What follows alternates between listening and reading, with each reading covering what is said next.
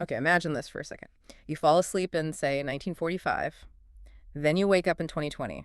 Whoa. Right. I mean, the shock would be incredible. You'd see this staggering wealth in places like New York, San Francisco, but then, devastating poverty in Detroit, Mm, and the prices, homes, college, healthcare. It would make absolutely no sense. yeah. And maybe the biggest thing, how average folks think about money, saving, spending.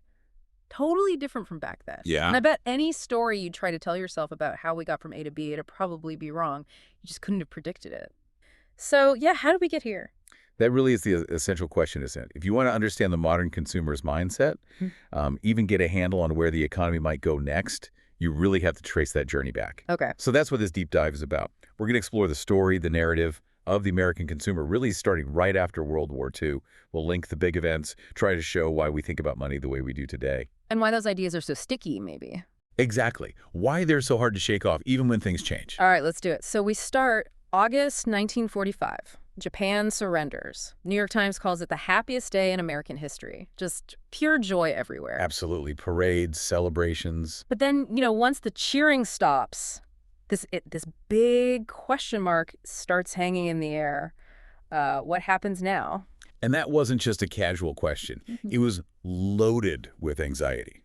For policymakers, for regular Americans, everyone. Because the scale was just enormous. Think about it. 16 million Americans served. That's like 11% of the whole population then. Wow. 8 million were still overseas when the war ended. And almost all of them, barring maybe 1.5 million, were going to be home at a uniform within 18 months. So the immediate fear was... Two huge things. Where are they going to live? Right. And what jobs they're going to do. Right. A lot of people, smart people, economists, genuinely thought, here we go again, back to the Great Depression, which, remember, had only really ended 5 years before. That fear was palpable. And you can imagine, with that depression shadow looming, policymakers must have felt immense pressure. What were the specific things staring them in the face, like the concrete problems? Well, for starters, housing. Construction basically stopped during the war. Everything went to the military effort. Sure. In 1943, they were building fewer than 12,000 homes a month. That's nothing. So GI's coming home. Massive housing shortage. Okay, so that's shelter. What about work? Millions of jobs have been created just for the war. Building ships, tanks, planes, highly specialized stuff. Right. And those industries, they shut down almost overnight. Boom. Gone. Not like a normal business cycle downturn. So policymakers were genuinely worried. Deeply. The Council of Economic Advisors wrote a report for President Truman in '46 warning of, quote, a full-scale depression. Wow. There's another memo from '47 summarizing a meeting with Truman talking about the danger of a downward spiral. And they couldn't just, export their way out of it? Not easily. Europe's economy was wrecked. Japan's too. So export markets weren't there. And America itself. Record levels of debt from the war. So massive government stimulus wasn't really an option either. Okay, so faced with this potentially catastrophic situation, what did they do? What levers did they pull? This is where it gets really interesting. You see this very deliberate policy choice emerge. Keep interest rates incredibly low. Hello. Well, the Fed had announced back in '42 during the war that they'd keep short-term rates pegged at 0.38% to help finance the war, right? 0.38. That's Correct. basically zero. Pretty much. And here's the kicker. Yeah. Those rates didn't move for 7 years. 7 years. Yep. 3-month Treasury yield stayed under 2% all the way until the mid-1950s. So was that just inertia from the war financing, or did they realize, hey, this cheap money could be useful? That's the key point. Yeah. It started as war finance, but it quickly became clear that these rock-bottom rates made borrowing super cheap for houses, for cars, for all the new gadgets people wanted. So it became a strategy. An explicit economic strategy, yeah.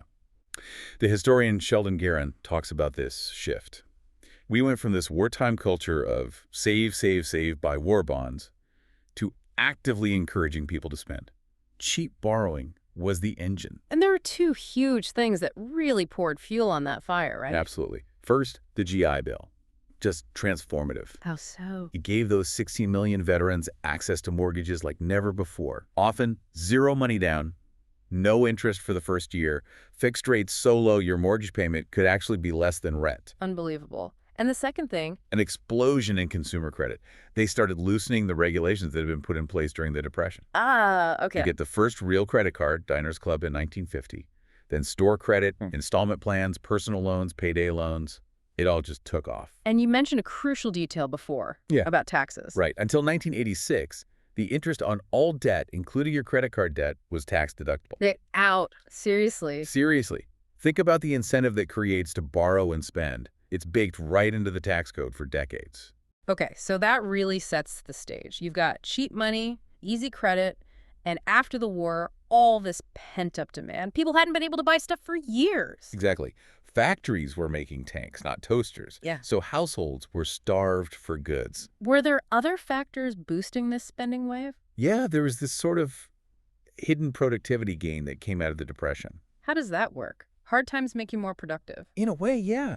The 1930s, tough as they were, forced incredible resourcefulness, efficiency, innovation, just to survive. Ah, I see. So you had all these advancements bubbling under the surface, better appliances, cars, phones, air conditioning, wider electricity access. It wasn't obvious during the Depression or the war, but by the 50s, America realized, hey, we're actually really good at making stuff now. We've got all these cool new things to make. And people just went on a massive shopping spree. Colossal. Give you some numbers. Commercial car and truck production, basically zero from 42 to 45. Right?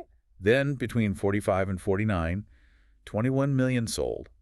Another 37 million by 1955. Whoa! And houses. Same story. Fewer than 2 million built between 40 and 45. Then, 7 million from 45 to 50.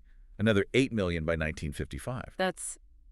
It's hard to even picture that scale of building and buying. It's not just economics. It's like the physical landscape of the country changing. Completely. And think about the jobs. All those returning GIs needed work. What did they do? They got jobs making all this new stuff. Right. And they earned good money doing it. Oh. The Fed told Truman in 51 that by 1950, consumer spending in home building hit $203 billion. That's about 40% higher than the peak of the war effort in 44. So the answer to what will the GIs do was basically they'll build the suburbs, fill them with stuff, and buy cars to drive between them. Pretty much. They were buying stuff with money earned, making new stuff, often helped by cheap loans to buy even more stuff. It was a powerful cycle. So this post-war boom takes off. What was the kind of social vibe? Was everyone getting rich or was it uneven?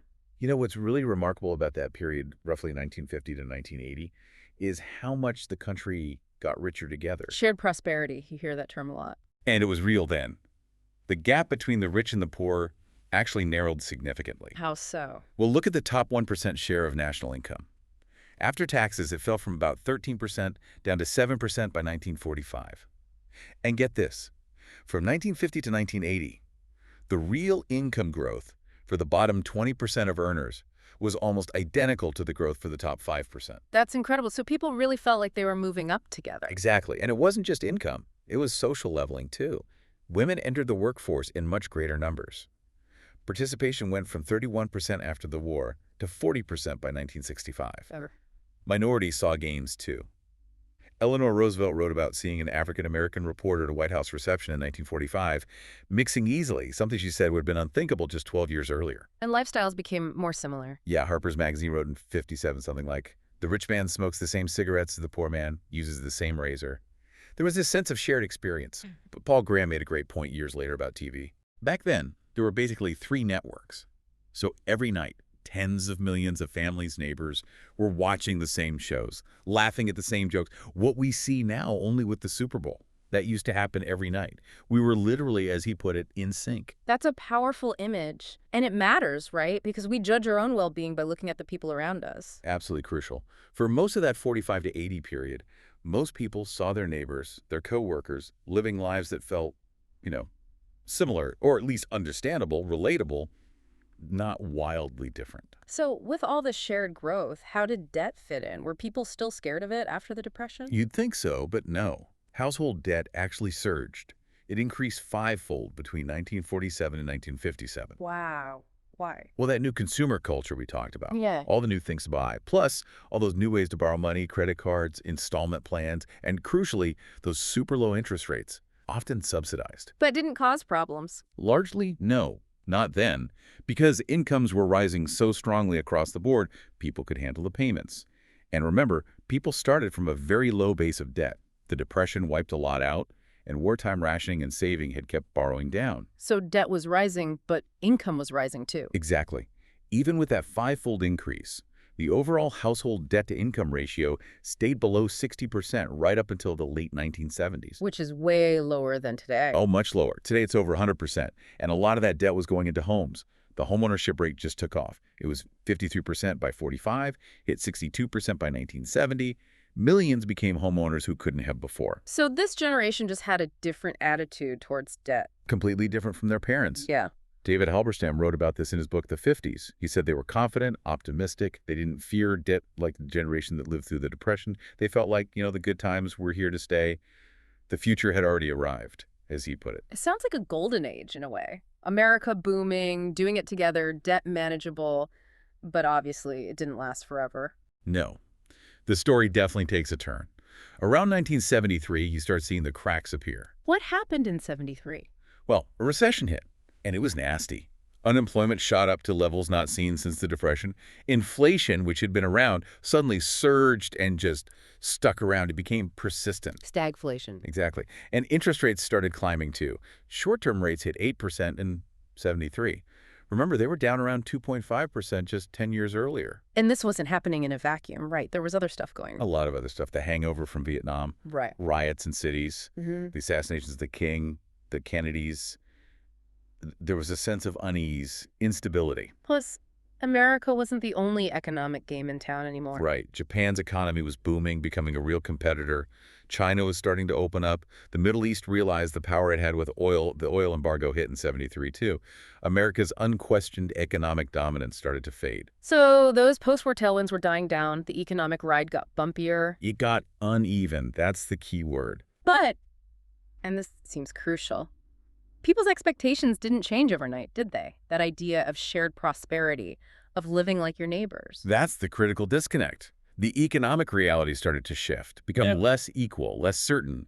But the cultural expectation, forged in those post-war decades, the expectation that your life shouldn't be dramatically different from the people up the income ladder that persisted. That idea that, the 50th percentile and the 90th percentile shouldn't live in totally different worlds. Precisely. That expectation lingered, even as the economic foundations for it were starting to erode. And this is where that lag you mentioned comes in, expectations moving slower than reality. Because the economy did bounce back in the 80s, right? Morning in America. Oh yeah, the 80s saw strong growth. Reagan's 84 ad wasn't just spin, GDP growth was high. And the 90s too. Bill Clinton, in his 2000 State of the Union, bragged about 20 million new jobs, fastest growth in 30 years. And the overall growth numbers were actually pretty similar to the 50s. Roughly, yeah. Total real GDP growth in the 90s was about 40% compared to 42% in the 50s. Pretty close. So if the amount of growth was similar, what was the big difference? The big difference was who got that growth.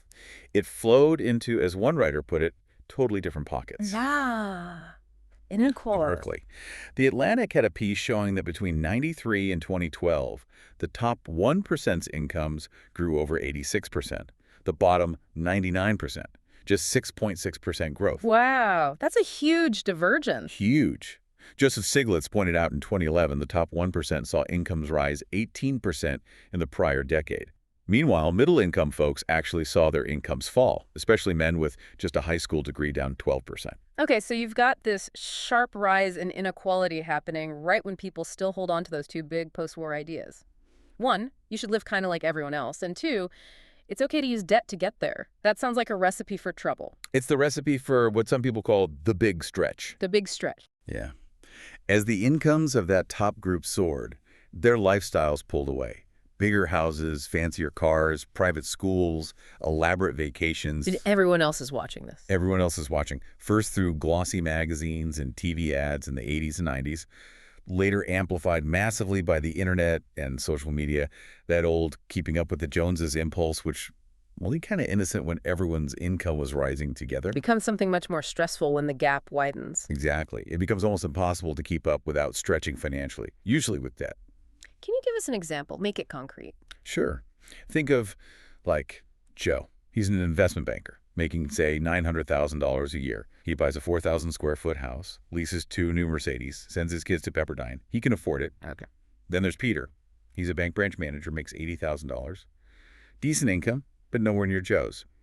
But Peter sees Joe, sees that lifestyle, feels that pressure. The pressure to keep up appearances. Right. So what does Peter do? He takes out the biggest mortgage the bank will give him for a house that's maybe too big. He racks up $45,000 on credit cards.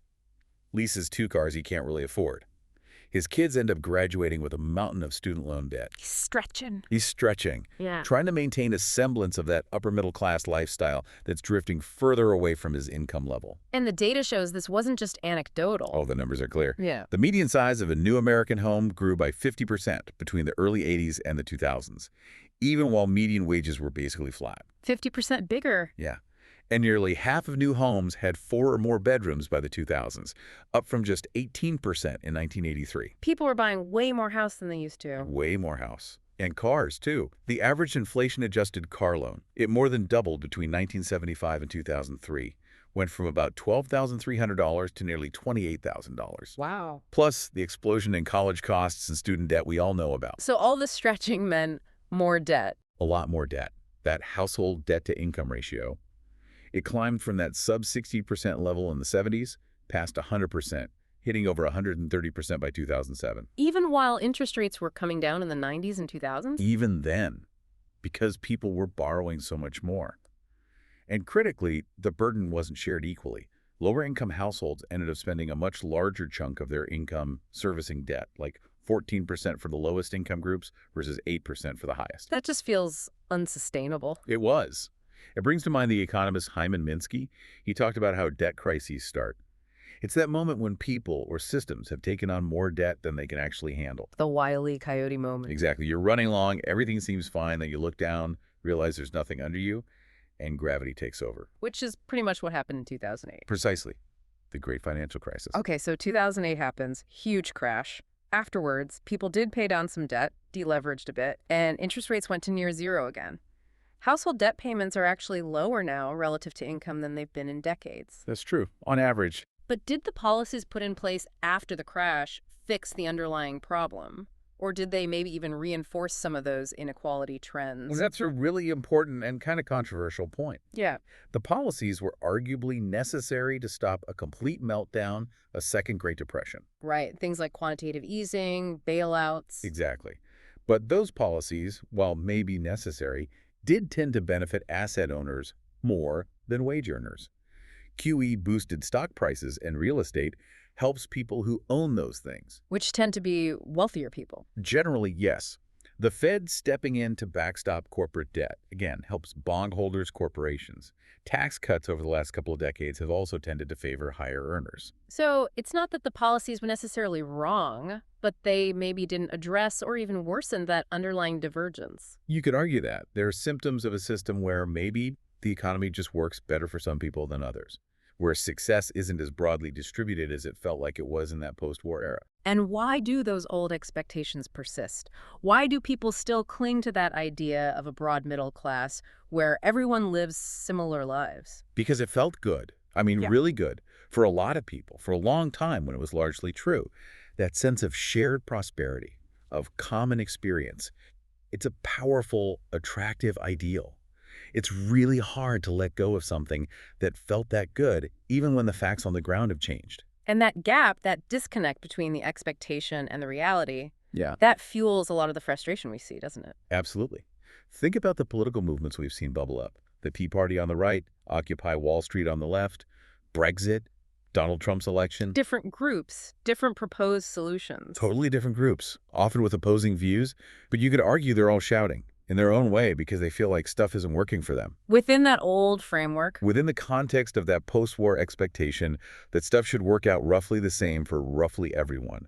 When it doesn't, the feeling becomes, this is broken. This isn't the world I was promised or the one I expect. And that leads to That feeling of, I don't live in the world I expected, it makes people angry. It makes them think, okay, screw this. Screw the status quo. I'm going to support something totally different, maybe something radical, because this isn't working. And technology pours gasoline on that fire. Oh, massively.